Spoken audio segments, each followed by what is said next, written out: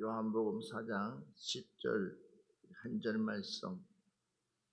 예수께서 대답하여 이르시되 내가 만일 하나님의 선물과 또 내게 물 좀 달라 하는 이가 누군 줄 알았더라면 내가 그에게 구하였을 것이요 그가 생수를 내게 주었으리라.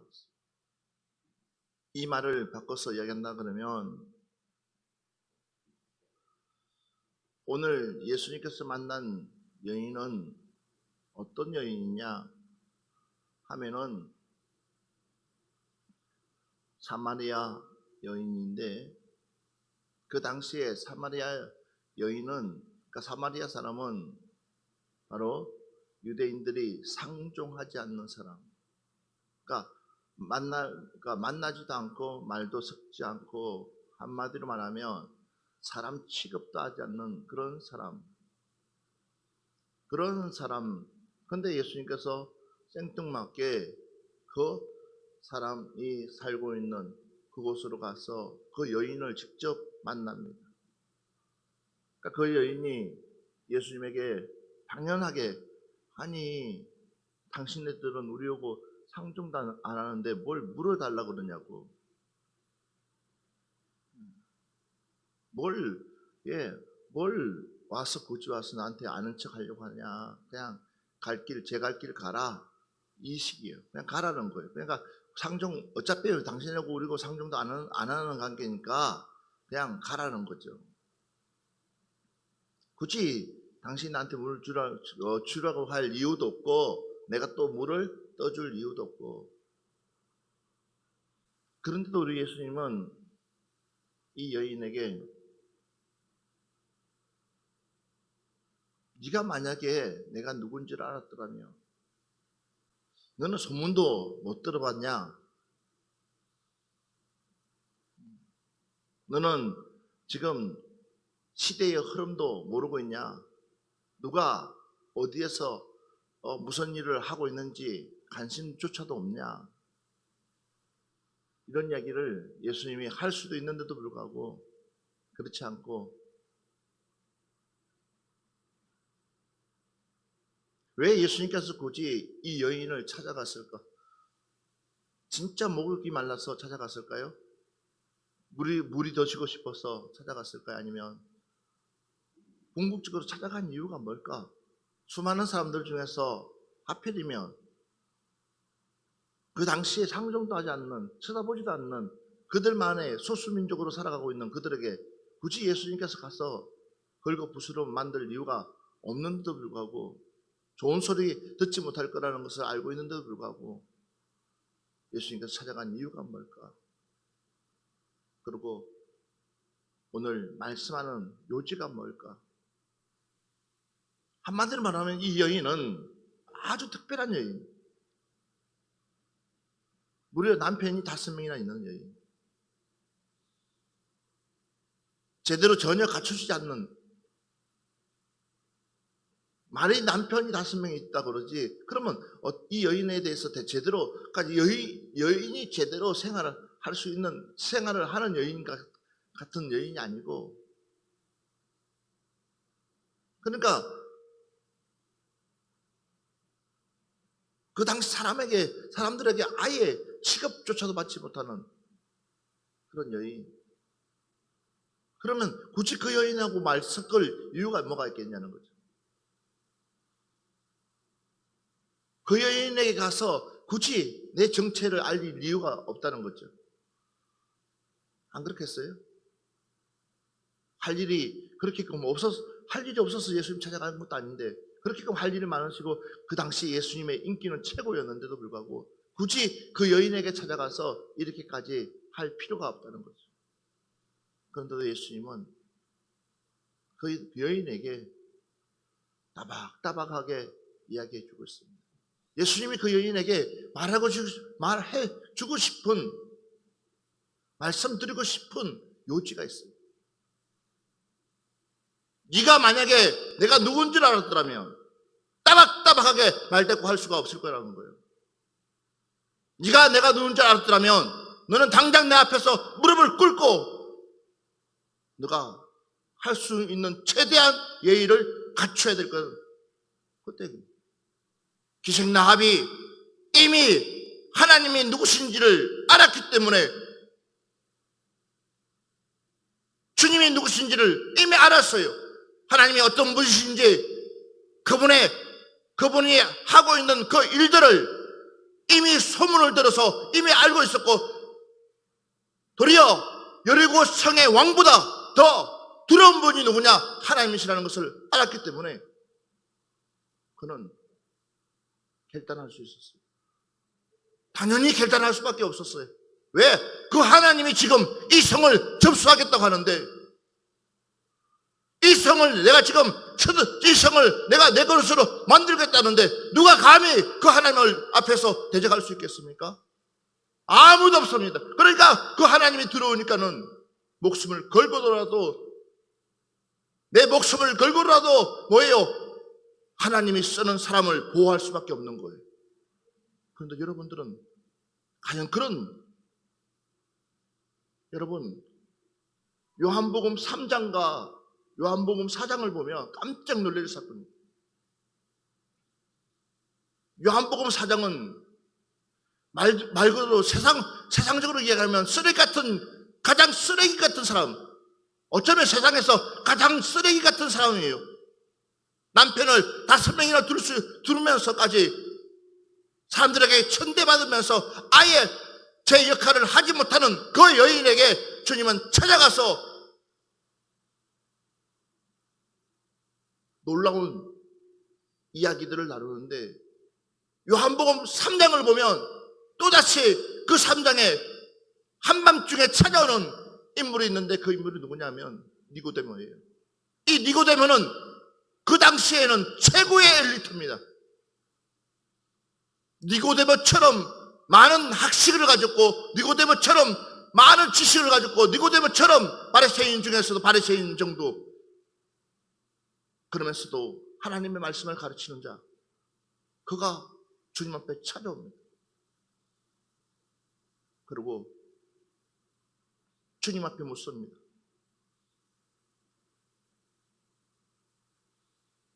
그런데 요한복음 3장 1절부터 21절의 말씀과 바로 이 요한복음 4장의 이 사마리아 여인의 말씀하고 일치됩니다. 뭘 예수님이 말씀하시냐? 바로 영생입니다. 영원한 생명을 얻을 수 있는 비밀. 영원한 생명. 그 영원한 생명. 그러니까 봐보십시오. 최고의 엘리트에게도 예수님은 똑같이 얘기합니다. 아직 가장 밑바닥에 있는 인생이라 할지라도 주님은 편견하지 않냐고 똑같이 그들에게 똑같은 이야기를 나눕니다. 똑같은 마음으로 너에게 있어서 가장 중요한 것이 뭔지 아냐는 겁니다. 최고의 엘리트라고 자만하지 말라는 겁니다. 너 최고의 선생님도 그것도 모두 모르냐? 그렇게 학식을 가지고도 그것도 모르고 있느냐? 최고의 밑바닥의 인생에 있다고 포기하지 마라. 누가 나를 안다면 너에게도 하나님은 포기하지 않냐고 똑같은 기회를 줄 것이라는 겁니다. 여러분 속에 예수님 살아계십니까?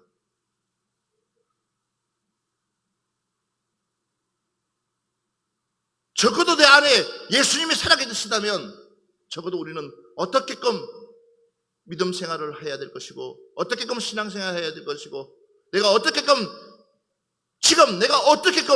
내 모습이 어떻게 변화되어야 될 것인가에 대해서 이미 답은 나와 있습니다. 그런데도 불구하고 우리는 여전히 무엇을 추구하면서 무엇을 붙들고 나가고 있는지 한번 생각해 보십시오. 나에게 있어서 가장 중요한 것이 무엇입니까? 나에게 있어서 가장 소중한 것이 무엇입니까? 나에게 있어서 가장 필요한 것이 무엇입니까? 이것이 나에게 있어서 가장 소중하고 가장 필요하고 없어서는 안 될 것이 과연 무엇입니까? 그러니까 어떻습니까? 내 안에 가장 중요한 본질이 흔들리고 본질이 빼앗기니까는 결국은 뭐요? 내 신앙은, 내 믿음 생활은 개판으로 신앙생활 하지 않습니까? 그러면서도 우리는 거룩한 척하고 있고 성경책을 옆에 끼고 있다고. 마태복음 7장 21절을 보면 주님은 너무나 놀라운 말씀을 합니다. 주여 주여 하는 자마다 다 천국에 들어갈 것이 아니라고. 아니, 누가 주여 주여 합니까? 주님을 아는 사람 주여 주여 하지 않겠어요? 생판 모르는 사람이 주여 주여 하겠습니까? 주님을 아는 사람이 귀신을 쫓고 병을 고치고 남들에게 선을 베풀지 않겠습니까? 그런데도 불구하고 우리 주님께서 내가 너를 도무지 알지 못한다고 하면서 불법을 행한 자야 내게서 떠나가라고 까지 이야기할 때에 여러분 마음은 어떻습니까? 바뀌어져 있지도 않으면서 바뀐 척하고 있는 내 모습 보라는 거예요. 달라져 있지도 않으면서 달라진 척하고 있는 내 모습, 그걸 가정스럽지 않겠습니까? 그게 오늘날 너무나 보편화되어 버렸어요. 사도 바울이 자기는 최고의 학문을 가지고 있고 최고의 지식을 가지고 있고 자기를 따라올 수 있는 사람이 아무도 없고 자기만큼의 최고라고 생각했던 그 사도 바울이 다메섹에서 예수 그리스도를 만나고 나니까 지금까지 내가 애쳤던 이 복음이 가짜라는 사실을 도리어 아무것도 모르고 배우지도 못하고 깨달지도 아니 자기가 보기에 바울이 보기에는 아무것도 깨달지도 못했던 그들이 애치는 복음이 진짜라는 사실을 알고 나는 배워서 학문으로 사람들을 변화시키려고 내가 지금까지 공부했던 그 지식으로 사람들을 변화시키려고 다가갔지만 그러나 저들은 깨달을 수는 있고 알 수는 있지만 그러나 가장 중요한 근본이 바뀌지 않다는 겁니다. 알아요. 내가 압니다. 깨달습니다. 그러면 바뀌어야 될 내가 바뀌지 않는다는 거예요. 달라져야 될 내가 달라지지도 않고 여전히 내 안에는 욕심이 가득 차 있고 여전히 내 안에는 내 주관적으로 삶을 살아가고 있는 그 모습. 그런데도 사람들은 이미 거기에 너무나 안주해버리니까는 거기에서 끝나고 있다는 거예요. 달라지지 않습니다. 바뀌지 않습니다. 이 정도면 변화되어서 정말로 주들이 예수 그리스도의 헌신된 일꾼으로 나와야 되는데도 불구하고 하나님에 대해서 헌신적으로 믿어야 될 그들이 헌신되지 아니하고 여전히 뭡니까? 육신에 사로잡혀 있는 그 모습을 보면서 사도 바울은 왜 그럴까? 내가 지금 가르치는 것이 잘못 가르쳤을까? 라고 했지만 아니요. 사도 바울이 다메섹에서 예수님을 만나고 나니까 그 답을 아는 거예요. 예수님을 만나고 나니까 그 답을 알았어요. 그 답이 뭐냐? 하는 게 아니었어요. 간단했어요. 내가 지금까지 알고 있었던 지식은, 학문은 아무것도 아니다. 내가 저들의 교훈으로 도리적인 것들만 가르쳤지 생명을 전달하지 못했다는 사실입니다. 저들은 비록 가진 것 없었고 배운 것 없었고 비록 모든 학문적으로나 모든 것들이 가르쳐주지 못했지만 그러나 그들이 전하는 메시지 속에는 생명이 있었고 내가 가르치는 메시지 속에서는 생명이 없었다는 것입니다. 이것을 바울이 깨달은 거예요. 그러니까 생명이 없는 내가 첫날 만날 부르짖어도 아무 변화가 일어나지 않습니다. 우리 하나님의 말씀은 생명입니다. 우리는 생명의 말씀을 먹고 자라나가야 됩니다. 그런데 우리는 이 생명의 말씀을 받으면 받을수록 내 삶이 바뀌어야 될 내 삶이 여전히 뭡니까? 어둠에 사로잡혀 있는 이유가 뭐겠습니까? 그러니까 배설물로 여긴다는 거예요. 그러고 난 뒤에 바울의 삶은 뭡니까? 이후의 삶은 다른 게 아니었습니다. 때림에 맞았습니다.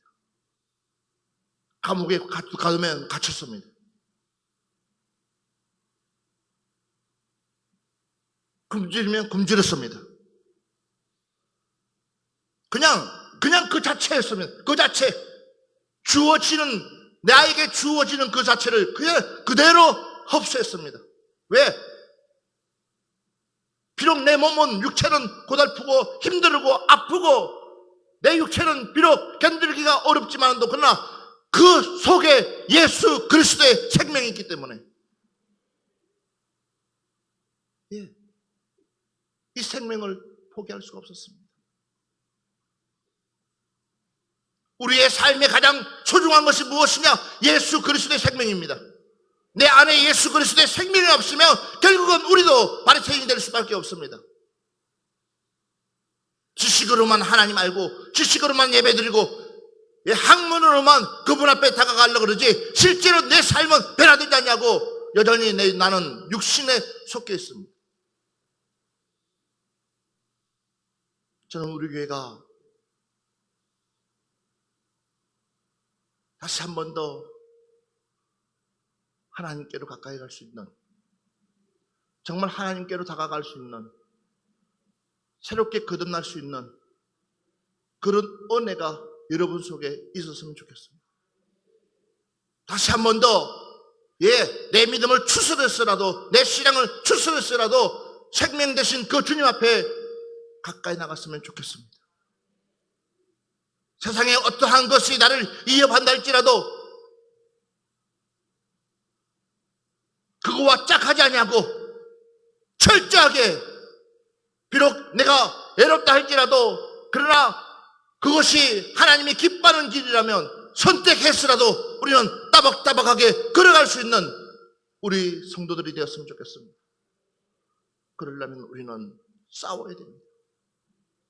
싸울 수밖에 없습니다. 왜?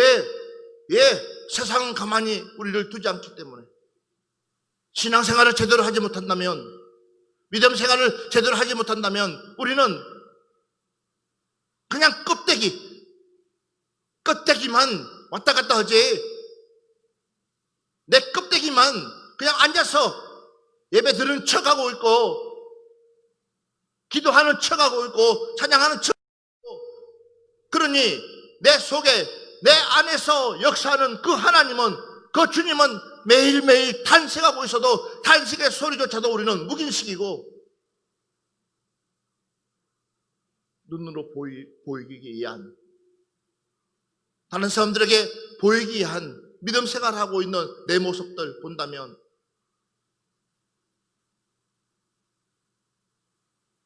왜 예수님께서 판을 엎으시면서, 아니 심지어 저들을 향해서 독사의 자식들하고 소리 질렀을까요? 그래서 가슴이 아파요. 변화되지 않는 내 모습들, 달라지지 않는 내 모습들 보면서 우리 주님은 가슴 찢고 있지 않겠어요? 저도 그러는데, 저도. 이 정도면 믿음의 수준이 올라가야 될 텐데, 이 정도면 신앙 수준이 올라가야 될 건데, 이 정도면 나와 함께 생활한 지가 언젠데도 바뀌지 않는 그 모습들 보면 참 자겠어요. 제가 도달했고 무엇이 저들에게 삶의 우선이 뭔지, 저들에게 있어서 가장 중요한 것이 무엇인지, 왜 그걸 모를까? 왜 그것도 모르고 저렇게 있을까라고 했을 때에 잠잘 수 없어요. 어저께도 거의 날밤 샜어요. 말씀을 준비하면서도 분명히 말씀이 딱딱하게 나가는데 왜 하나님께서 우리에게 애처가 여호와께서 너희에게 이 성을 주겠다고 하면서 마치 하나님께서 최고의 성을 이미 우리는 받았고 이제는 그 성에서 정복하고 다스리면 되는데 그 다음 메시지가 왜 이 메시지가 나올까? 졌어요. 잠이 안 와요. 과연 우리 성도들에게 예수의 생명이 있을까?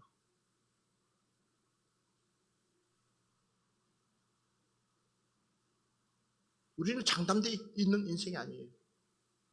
여러분, 미래가 보장되어 있는 인생 아니에요.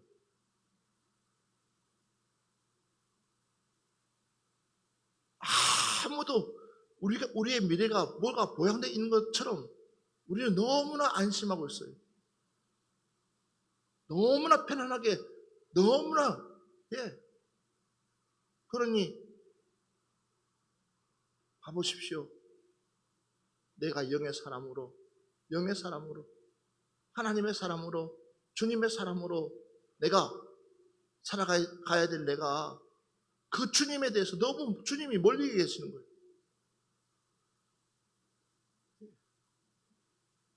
이 여인이 알아보지 못하듯이, 이 여인이 알아봤다면 이렇게 따박따박 처음부터 그렇게끔 말하지 않았을 거예요. 그런데도 불구하고 전혀 모르기 때문에,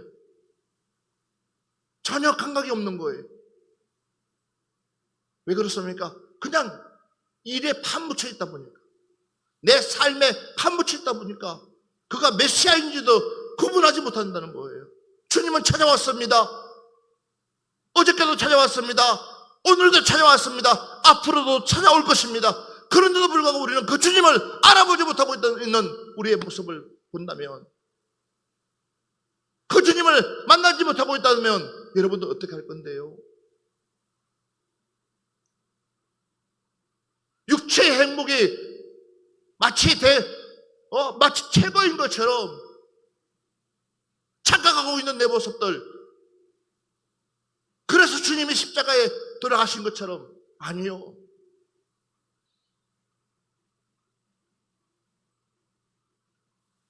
그래서 주님이 돌아가신 게 아닌데, 그래서 주님이 이 땅에 오신 것이 아닌데, 예수 잘 믿으면 부자 된다더라. 그래서 예수 믿는 사람들, 마치 예수 믿으면 부자가 최고인 것처럼, 아니요.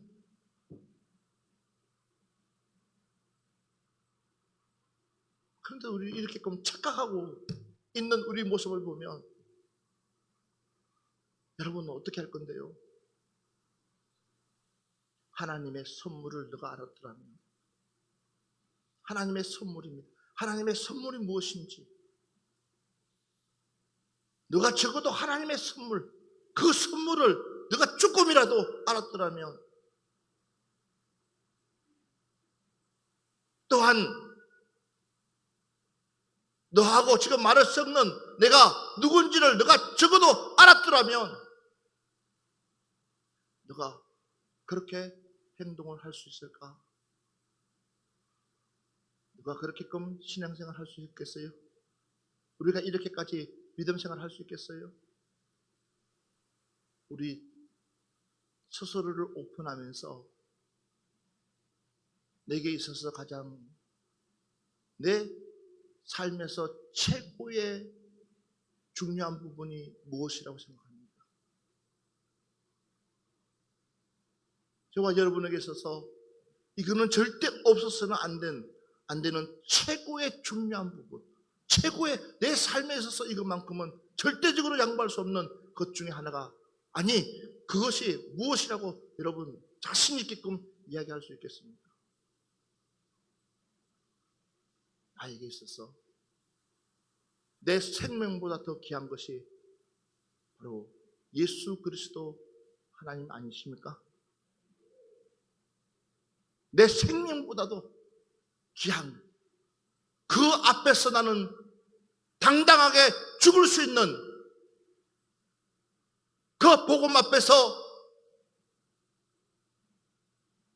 정말로 내가 죽으러 가는 그 길을 알면서도 불구하고 갈 수 있는, 내 생명도 조금도 귀한 것으로 여기지 않는 이 바울의 고백처럼 사명을 위해서 주님이 주신 그 사명, 아버지가 주신 그 사명, 그 사명이라면 나는 내 목숨 아끼지 않냐고 들을 수 있는, 그런 하나님의 관계가 아니십니까?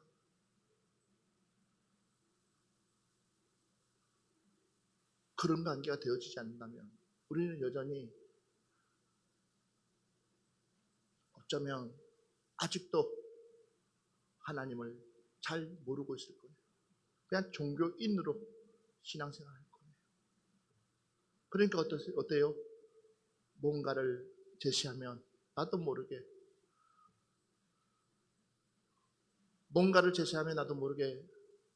그것이 하나님의 뜻인데도 불구하고 그것이 하나님의 요구하심인데도 불구하고 여전히 뭐요?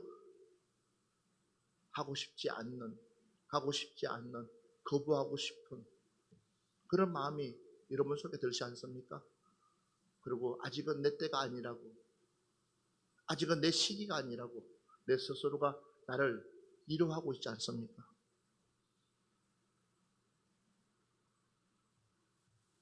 마지막 남은 밀가루 한 주먹, 내 자식과 함께 먹고 죽을 그 마지막 양식을 선지자라는 인간이 와가지고 그거 내게 주라 했을 때에 사드락 아부가 어떤 마음이겠어요? 기가 막힌, 아니 지금 많은 것도 아니고 이제 오늘 이거 딱 틀어서 먹고 이제 죽을 건데 이거마저도 내놓으라고 하면서 하나님을 원망하지 않겠습니까?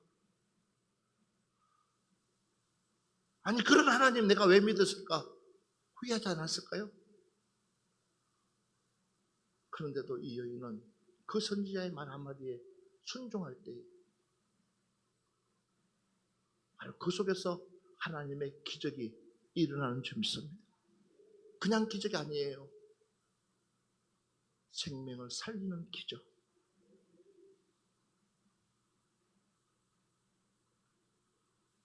저와 여러분이 알고 있는 이 천국, 저와 여러분이 알고 있는 이 지옥은 반드시 있다는 사실을 믿으시기 바랍니다. 만약에 우리에게 천국이 없다면 굳이 내가 이렇게 애쓰고 수고하고 노력할 필요가 없습니다.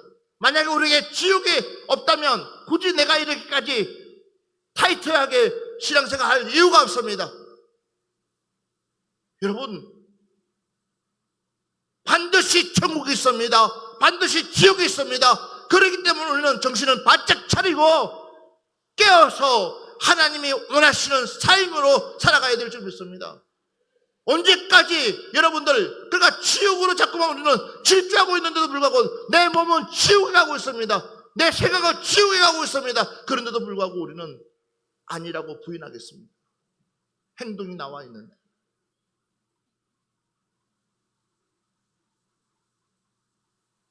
그러니까 여러분들 솔직하게 곤란하면 여러분 하나님 앞에 기도하지 않잖아요. 기도하면은 하나님 분명히 나에게 말씀하실 것인데 기도하시면 하나님께서 이루어주실 것인데 기도하면 바른 길로 제시해 줄 것을 알고도 그것이 듣기 싫으니까 기도하지 않잖아요. 그러면서도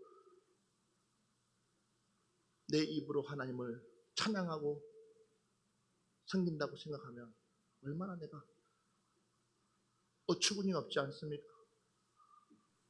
한순간이거든요. 우리 마음 뺏기는 것은 한순간이에요. 여러분, 마음 지킨다는 것은 얼마나 어려운지 몰라요. 내 마음을, 그러니까 내가 처음 먹은 그 마음대로 살아간다는 것은 얼마나 어려운지 몰라. 무진장하게 어려워요. 내 마음을 지킨다는 것이 얼마나 어렵고 얼마나 힘든 건지 몰라요. 그런데 사단 마귀는 자꾸만 내 마음을 뺏어가고 있어요. 그러니까 뭐예요?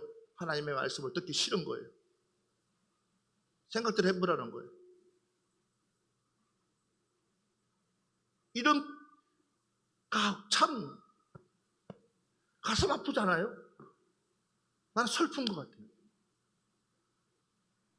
나에게 진짜 예수가 있는 것 같아요. 내 속에서 하나님의 역사가 있는 것 같아요.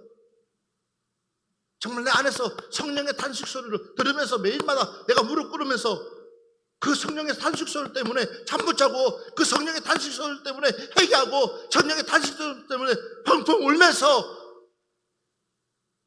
이 복음을 지키려고 이 말씀 지키려고 넓은 길이 아니라 좁은 길로 찾아가려고 애쓰고 있는 내 모습들, 남들은 아무도 이해하지 못하고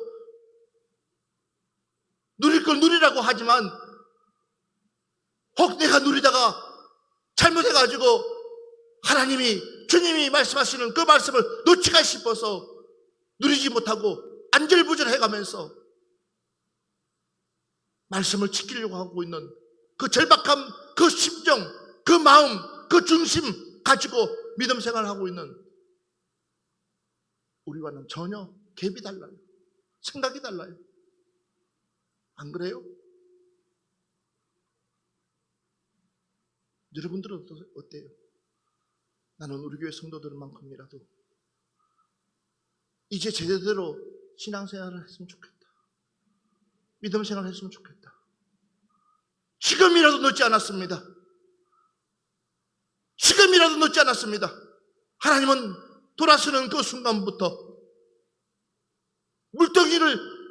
물들어온 그 여인이 물더기를 버리고 캥배서 만나지 못하는 사람들에게 찾아가서 메시아가 왔다고 외칠 수 있는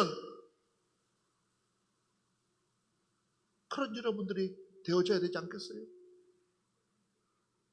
무엇이 여러분들의 앞길을 막고 있습니까? 무엇이 여러분들의 발을 잡고 있습니까?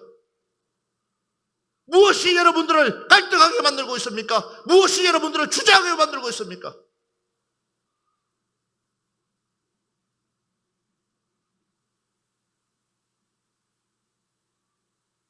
저 마지막 소원이 있다면 한 명도 실족하지 않고 여러분들이 다 천국 갔으면 좋겠어요. 저의 마지막 소원이 나와 함께 같이 믿음 생활했던 사람들이 지옥 가지 않고 다 같이 함께 천국 갔으면 좋겠다. 그러려면 이제라도 하나님이 저와 여러분에게 시간 줄 때에, 하나님이 저와 여러분에게 기회 줄 때에, 좀 더 기회 줄 때에, 좀 더 시간 줄 때에 우리 제대로 알고 제대로 믿음 생활합시다. 제대로 신앙생활 합시다. 종교인 되지 맙시다. 정말 주일날 그냥 종교인 되지 맙시다. 한 번 예배 드리는 것으로 이안 삼지 마시고 매일매일 내가 나왔으라도, 내가 하나님 앞에 매일매일 나와서 엎드렸으라도 기도할 수 있는 여러분들이 되었으면 좋겠어요. 그 이후의 삶은 누가요? 하나님이 책임져 주시기 때문에. 요한복음 3장 16절 17절 말씀. 요한복음 3장 16절 17절 같이 보겠습니다. 시작. 하나님이 세상을 이처럼 사랑하사 독생자를 주셨으니 이는 그를 믿는 자마다 멸망하지 않고 영생을 얻게 하려 했습니다. 하나님이 그 아들을 이 세상에 보내신 것은 세상을 심판하려 하심이 아니에요. 그로 말미암아 아멘. 하나님이 세상을 이처럼 사랑하사 독생자를 주셨으니 이는 그를 믿는 자마다 멸망하지 않고 영생을 얻게 하려 하십니다. 예, 하나님이 그 아들을 세상에 보내신 것은, 하나님이 그 아들을 세상에 보내신 이유가 뭐냐 했더니 보니까 심판하려 하심이 아니요, 그로 말미암아 세상이 구원을 받게 하려 하심이라. 여러분, 지금이 우리에게 구원받을 수 있는 기회입니다. 죽고 나면 아무 소용없습니다. 지금이 우리에게는 절호의 기회입니다. 복음을 들을 수 있을 때에, 예수 그리스도의 말씀을 들을 수 있을 때에 우리 한 발자국 더 나갔으라도, 바짝 긴장했으라도 그 주님 붙들고 제대로 된 믿음 생활합시다. 제대로 된 신앙생활 합시다. 정말로 그 두렵고 떨림으로 하나님의 말씀을 이루 나가라고 그 말씀한 것처럼 그냥 구원이 단순하게 구원받았다가 아니라 그 구원받기 위해서는 우리는 매일매일 시간마다 우리는 바짝 싸워 나가면서 절대적으로 마귀의 속임에, 마귀의 유혹에, 마귀의 미혹에 빠지지 않고 철저하게 이제는 사단아 물러가라, 사단아 물러가라, 사단아 물러가라 하면서 우리는 애롭게 싸우면서 나간다면 우리 성령님께서 저와 여러분을 붙들고 최고의 고지를 오를 수 있도록 힘 주실 줄 믿습니다. 이번 한 주간 8월 한 달 9월, 10월, 11월, 12월까지는 다시 한 번 더 그 하나님의 그 은혜를 붙들고 생각하시면서 바짝 정신 차려서 믿음 생활할 수 있는 여러분들 되시기를 주의 이름으로 축원합니다. 우리 찬양 하고 이 시간 한 번만 기도합시다.